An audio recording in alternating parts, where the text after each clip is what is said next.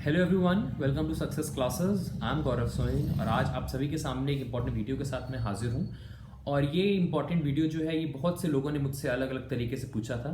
और उनका प्रश्न ये था कि क्या हम पीएचडी परस्यू कर सकते हैं अगर हम जेआरएफ क्वालिफाइड नहीं है तो सबसे इम्पॉर्टेंट चीज़ जो मैं इसमें बता दूं कि इसका जो आंसर है वो है येस। आप अपनी पीएचडी परस्यू कर सकते हो no matter you are JRF qualified और नॉट, बिकॉज जेआरएफ का जो ऑब्जेक्टिव है या जेआरएफ जो है वो किस लिए प्रोवाइड किया जाता है आप इसको समझो। ये ऐसा नहीं है कि कोई इंसान अगर जेआरएफ क्वालिफाइड नहीं होगा तो वो पीएचडी में एनरोल नहीं कर सकता। JRF is a kind of fellowship, it is a kind of financial assistance which is been provided by University Grant Commission to the research scholars so that they will be able to pay their academic fees, जो भी university की fees होती है, जो भी वो PhD programme pursue कर रहे हैं, हाउस रेंट अलाउंसेस को पे कर सकते हैं, कंटिजेंसी फंड जैसे स्टेशनरी और जो भी प्रिंटिंग वगैरह का बाइंडिंग वगैरह का कॉस्ट है उसको वो पे कर सकते हैं। तो वो ऑब्जेक्टिव रहता है यूजीसी का और उस ऑब्जेक्टिव के साथ ही वो फेलोशिप ग्रांट करती है उन कैंडिडेट्स को जो जेआरएफ क्वालिफाइड हैं। तो विदाउट अगर आप जेआरएफ हो तो उससे कोई फर्क नहीं पड़ता कि आप पीएचडी परस्यू कर सकते हो या नहीं कर सकते हो। आपको बस एक चीज़ रखना पड़ेगा, आपको एक चीज़ बस फोकस करनी है कि आपको पैसा मिल रहा है। एक तो आप जेआरएफ क्वालिफाइड करके आपको यूजीसी प्रोवाइड कर रही है। दूसरा अगर मैं आपको बताऊं जो तरीका है जो मैंने फॉलो किया है, because you all know that I am net qualified, तो आप क्या कर सकते हो, आप किसी भी कॉलेज में और यूनिवर्सिटी में you can work as an assistant professor और वहाँ से जो भी आपको सैलरी मिल रही है it will be easy for you to bear all the expenses with the help of that salary that you are getting from your college और from the university in which you are employed, right. तो आपको पैसा से मतलब है ना, आपको fees से मतलब है, जो भी आप फीस पे कर रहे हो या आप जो भी अमाउंट पे कर रहे हो यूनिवर्सिटी को। अब अगर यूनिवर्सिटी है, यूनिवर्सिटी ये तो बोलेगी नहीं ना कि मैं सिर्फ जेआरएफ का जो पैसा आपको मिलेगा उसी से मैं आपसे फीस लूंगा या फिर मैं और कोई मीडियम से फीस नहीं लूंगा आपसे। तो कुल मिला करके यहाँ बात सिर्फ पैसे की है ना। एक तो आप as a research scholar daily basis पे आप जाओ यूनिवर्सिटी में, you will get to know a lot of things with the help of your research guide. आपको बहुत कुछ रिसर्च के बारे में पता चलेगा। एक तो ये तरीका हो गया। दूसरी के उसमें अगर आप जेआरएफ क्वालिफाइड और if you are availing the facility of the fellowship, junior research fellowship की जो ग्रांट प्रोवाइड कर रही है यूजीसी, तो आप कहीं और वर्क नहीं कर सकते ऑफिशियली। आप ये सब जानते हो कि आप किसी कॉलेज वगैरह में काम नहीं कर सकते और ये पूरी तरीके से प्रोहिबिटेड भी है। और अगर सपोज आप जेआरएफ क्वालिफाइड नहीं है, पहले तो मैं आपको बताना चाहता हूँ, अगर सिर्फ आप नेट क्वालिफाइड हैं और जेआरएफ क्वालिफाइड नहीं है तो आप क्या कर सकते हो, आप किसी कॉलेज या यूनिवर्सिटी में as an assistant professor work कर सकते हो। आपको वहाँ से आपका एक्सपीरियंस भी काउंट होगा, आप एक तरफ से आपकी ग्रूमिंग भी होगी, आपकी कम्युनिकेशन स्किल्स इंप्रूव होंगी। जिस सब्जेक्ट पे आप अपनी रिसर्च कर रहे हो उस सब्जेक्ट को आप लो अपने कॉलेज यूनिवर्सिटी में, तो आपको उसको इन डेप्थ पता चलेगा। बिकॉज हम जब पढ़ाते हैं तो हम खुद भी पढ़ते हैं और हम जब खुद पढ़ रहे होते हैं तो हम इतना डीपली हमें पढ़ना पड़ता है because we have to answer है ना in front of the students. तो हमें हर चीज़ आनी चाहिए। बीइंग अ टीचर आप सब जानते होंगे, बहुत सारे लोग हमारे बीच में असिस्टेंट प्रोफेसर है भी हैं कि हमें पढ़ना बहुत डीपली पड़ता है, क्योंकि हम अगर अच्छी तरीके से पढ़ेंगे तभी अगर कोई स्टूडेंट हमसे क्वेश्चन पूछेगा तो हम उसका आंसर दे पाएंगे ना। तो पहला तरीका क्या है कि जो यूनिवर्सिटी है उनको किससे मतलब है, यूनिवर्सिटी को जो जहाँ से आप पीएचडी करें उनको सिर्फ मतलब है पैसे से। अब पैसा वो कहाँ से आ रहा है, अगर वो जेआरएफ से आ रहा है तो बहुत अच्छी बात है। आपको डेली बेसिस पे आपको अपनी यूनिवर्सिटी जाना है जहाँ से आप पीएचडी कर रहे हो और वहाँ पे आपको कुल मिला करके you have to pursue your research work, you have to pursue the PhD programme in which you are enrolled.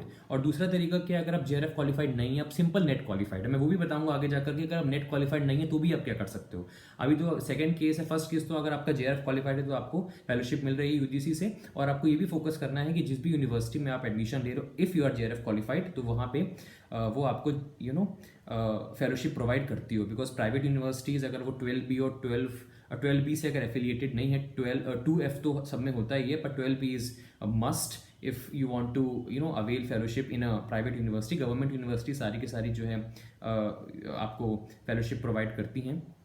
तो पहले तो आपको ये फोकस करना है कि जेआरएफ क्वालिफाइड है तो आपके पास एक लिमिटेड ऑप्शंस ही हैं। You can not enrol in a university which is not giving you fellowship, because आपको फेलोशिप नहीं मिलेगी तो फिर आपको जेआरएफ करने का फ़ायदा ही क्या हुआ।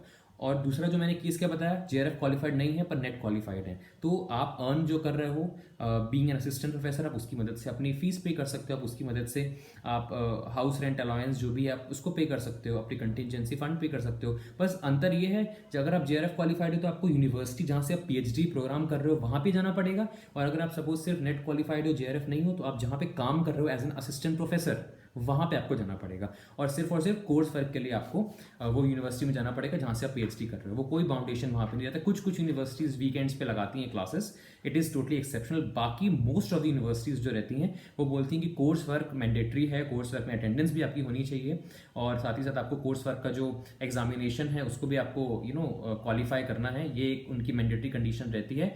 बाकी उनको कोई मतलब नहीं है, आप बस अपनी गाइड के साथ कॉन्टैक्ट में रहो, आप उनसे पूछते रहो, और ये सब चीज़ें अगर आप उनके कॉन्टैक्ट में रहोगे with the help of a phone और with the help of WhatsApp और बाकी सब चीज़ें मेल वगैरह से, तो आपका काम होता रहेगा। There is no boundation, because JRF में तो क्या है कि आप डेली बेसिस पे गए हो, उनका जो है रिकॉर्ड वगैरह देना पड़ता है कि आप डेली बेसिस पे आए हो कि नहीं आए हो, और बाकी लीगल फॉर्मेलिटीज़ रहती हैं यूनिवर्सिटी लेवल पे, ठीक है, एकेडमिक फॉर्मेलिटीज़ जिसे आप कह सकते हो। पहला केस समझ में आ गया आपको, JRF क्वालिफाइड हो तो क्या कर सकते हो, JRF क्वालिफाइड नहीं हो, नेट क्वालिफाइड हो तो क्या कर सकते हो, असिस्टेंट प्रोफेसर से जो भी आप सैलरी अर्न कर रहे हो आप उसकी मदद से अपनी फीस वगैरह पे कर सकते हो, तो वहाँ से भी आपका सोर्स ऑफ अर्निंग आता गया। तीसरा केस क्या है, ना नेट है ना JRF है। उस केस में क्या है, उस केस में पहली चीज़ तो ये है सिंपल कि आपके फादर और आपके पेरेंट्स जो हैं वो आपके लिए विलिंग हो कि हाँ चलो ठीक है बेटा तुम करो PhD प्रोग्राम, हम आपका जो भी फीस है हम पे कर देंगे। तो वो तरीका हो गया कि आपके पेरेंट्स राज़ी हो गए हैं कि यार तुमको करना है PhD करो, पैसे का क्या सोचना, हम आपको पैसा पे करने को तैयार हैं। अब कुछ लोग को रहता है कि नहीं मुझे जो करना है अपने दम पे करना है, तो आप क्या कर सकते हो, there are lot of options available. आप प्राइवेट ट्यूशन्स ले सकते हो अपने सब्जेक्ट से रिलेटेड, आप ऑनलाइन कोचिंग पढ़ा सकते हो, है ना। There is no boundation in to it, और इवन ये बाउंडेशन JRF क्वालिफाइड वालों को भी नहीं है। आप JRF क्वालिफाइड हो, अगर आप शाम को कोचिंग आके ले रहे हो after returning from the university in which you are doing your PhD, आप आकर के शाम कोचिंग वगैरह भी ले सकते हो, उससे भी आपको कुछ रेवेन्यू आ जाएगा। पर अगर मैं थर्ड केस बताऊं, ना नेट ना JRF, तो आपके पास पहली चीज़ तो आपके पेरेंट्स विलिंग हो कि हाँ बेटा चिंता क्यों कर रहा है, कहाँ JRF वगैरह में फंसा हुआ है, मैं तेरे को पैसा दूंगा तो आराम से अपनी PhD कर, जितनी भी पैसा लगेगा मैं आप इनमें इन्वेस्ट करूंगा आप में।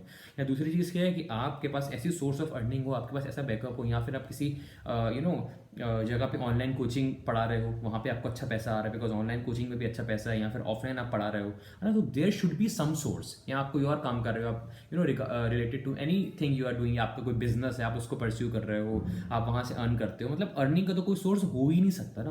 तो थर्ड वाले केस में अगर आपके पेरेंट्स राजी हैं तो वो आपको पैसा दे देंगे, अदरवाइज आपके पास न्यूमेरियस बहुत सारे सोर्स है जिसकी मदद से आप क्या कर सकते हो, अपनी फीस वगैरह पे कर सकते हो। बात तो कुल मिलाकर के पैसों की है ना। बाकी इसके अलावा मैं ये चीज़ भी बोलना चाहता हूँ कि हाँ JRF वगैरह क्वालिफाई हो जाते तो हाँ आप अपने CV या रिज्यूमे में लिख सकते हो कि yes I am JRF qualified, एक प्रेस्टिजियस वाइब्स आने लग जाती हैं, जो कि बिल्कुल सही है, अगर कोई कर रहा है तो बहुत अच्छी बात है। बाकी अगर मैं PhD की बात करूँ तो don't relate PhD so much with JRF। कुछ लोग बिल्कुल ही सोच लेते हैं कि यार JRF नहीं होगा तो मतलब PhD नहीं कर सकते हैं। ये मिथ है, ये गलत आपने मिसकंसेप्शन बनाया हुआ है अपने अंदर, इसको आप चेंज करिए। सिर्फ और सिर्फ JRF का मतलब है कि आपको फेलोशिप प्रोवाइड की जाएगी जिससे आप अपनी फीस या जो भी एक्सपेंडिचर है, जो आपके एक्सपेंसेस लगने वाले हैं आपके PhD के ऊपर, उसको बियर कर सकते हो। और उनको मतलब सिर्फ पैसों से है, चाहे आपको JRF से मिले, चाहे आपको असिस्टेंट प्रोफेसर की वर्क करके मिले, या आप अपने पिताजी से पैसा ले रहे हो, या फिर आप कोचिंग्स वगैरह ऑनलाइन कोचिंग्स वगैरह पढ़ा करके आप कॉलेज की फीस पे कर रहे हो, बस इतना डिफरेंस होता है। So with the help of this video I think मैंने आपका ये मिसकंसेप्शन हटाया होगा। कुछ लोग बैठे हुए हैं कि जब मेरा JRF क्वालिफाइड होगा तभी मैं PhD स्टार्ट करूंगा, तो कम ऑन, ऐसा बिल्कुल मत सोचो। टाइम निकल रहा है, और एक PhD एक छोटा मोटा कॉन्सेप्ट नहीं है कि साल 2 साल में कंप्लीट हो जाएगा। It's a long term process, don't waste your time. आप एनरोल हो जाओ कहीं पे जब आपका JRF हो जाएगा। वैसे मैंने एक वीडियो बनाई हुई है, मैं लिंक डिस्क्रिप्शन बॉक्स में दे देता हूँ, JRF की वैलिडिटी और कंटिजेंसी फंड कितना अमाउंट होता है, फलाना ढिमकाना, ये सब चीज़ें आपको बहुत सारी चीज़ें उसमें मैंने इनकॉर्पोरेट की है, उसका लिंक डिस्क्रिप्शन बॉक्स में दे देता हूँ, आप उसको भी एक बार देख लेना, उससे भी आपको काफ़ी हद तक चीज़ें क्लियर होंगी। So with the help of this video I think मैंने आपका काफ़ी कुछ आपके माइंड में जो चीज़ें चल रही हैं ये क्लियर की है। और एक चीज़ मैं और बताना चाहता हूँ कि बहुत सारे लोगों को ये मिसकंसेप्शन है कि हमें प्राइवेट यूनिवर्सिटी में कंटिन्यू नहीं करना है या फिर हमें सिर्फ और सिर्फ गवर्नमेंट यूनिवर्सिटी में कंटिन्यू करना है। तो मैं एक चीज़ आप लोगों को बताना चाहता हूँ कि जो प्राइवेट यूनिवर्सिटी है या फिर जो गवर्नमेंट यूनिवर्सिटी है, इसको आप इस बेसिस पे मत चलो कि ये प्राइवेट है या ये गवर्नमेंट है। वैसे तो मैंने इसके ऊपर भी वीडियो बनाई हुई है, इसका भी लिंक मैं डिस्क्रिप्शन बॉक्स में दे दूंगा कि आपको central, state, deem to be university किसको आपको चुनना चाहिए, प्राइवेट यूनिवर्सिटी किसको चुनना चाहिए। आपको मतलब है कि आपका रिसर्च जो गाइड है वो कैसा है, आपके अंदर कितनी एनर्जी है, आपके अंदर कितना एंथुसियाज्म है, कितनी लगन के साथ आप कोई काम करने को तैयार हो। इस फैक्टर पे आप फोकस करो, ठीक है। चलो वो तो सही बात है कि आप का जो भी यूनिवर्सिटी, प्राइवेट यूनिवर्सिटी, तो नैक एक्रेडिटेशन होना चाहिए और बाकी सब चीज़ें होनी चाहिए, दैट इज़ मस्ट। चलो ठीक है, वो ठीक है। पर आपको किससे मतलब है? आपको मतलब है अपने रिसर्च गाइड से कि आपकी जो फील्ड है या आपका जो सब्जेक्ट है जिस पे आप रिसर्च करना चाहते हो, उसकी नॉलेज आपकी गाइड के पास होनी चाहिए। बिकॉज अगर आप उनके पास गाइडेंस नहीं होगी तो फिर आप मुझे ये बताओ, क्या आप अपना काम कर सकते हो? नहीं कर सकते, ठीक है। तो ये बिल्कुल बाइफर्केशन अब मत करो कि सेंट्रल है या प्राइवेट है या आपका डीम टू बी यूनिवर्सिटी है, मुझे सेंट्रल से ही करना है। अगर आप जेआरएफ क्वालिफाइड हो तो फिर आपको चूज ही होना पड़ेगा, because you have a limited option. मैंने आपको बताया कि सिर्फ कुछ ही प्राइवेट यूनिवर्सिटीज और सारी की सारी गवर्नमेंट यूनिवर्सिटीज आपको फेलोशिप प्रोवाइड करती हैं।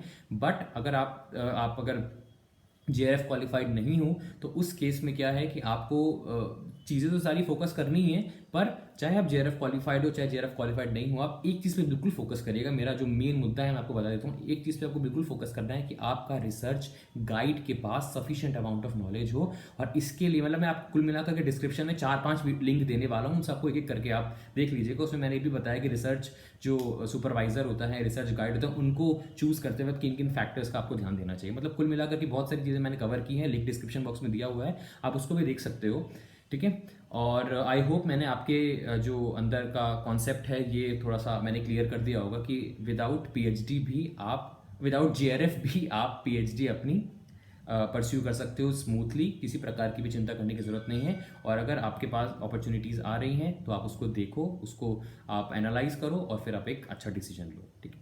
तो थैंक यू सो मच, मिलते हैं नेक्स्ट वीडियो में। Have a very nice day ahead.